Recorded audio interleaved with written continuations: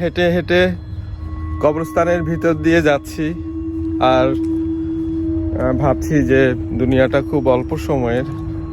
এই তো সেই দিন মনে হলো যে প্রাইমারি স্কুলে গেলাম, হ্যাঁ, আর এখন মনে হচ্ছে যে সময়টা প্রায় শেষ হয়ে আসলো।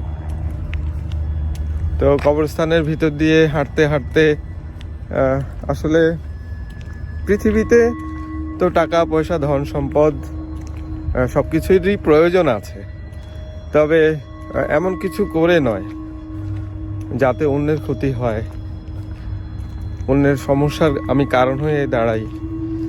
কারণ এই পৃথিবী তো খুব অল্প একটু সময়ের জন্য।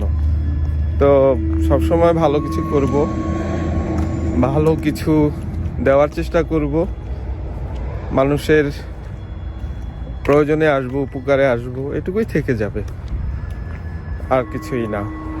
তো কবরস্থানটা দেখলাম, ভালো লাগলো। হয়তো আপনার ভাগ্য হবে কি না এরকম একটা কবর, তাতেও সন্দেহ আছে। কে কোথায় আমরা মারা যাই আমরা কেউই জানি না। এই জলে স্থলে নাকি আকাশ পথে কোথায় মারা যাই। আকাশে মারা গেলে তো আর কোনো কিছুই পাওয়া যাবে না।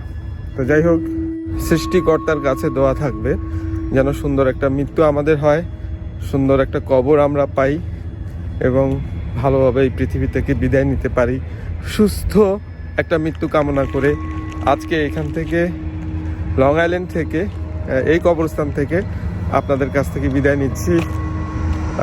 ভালো থাকবেন, বাই।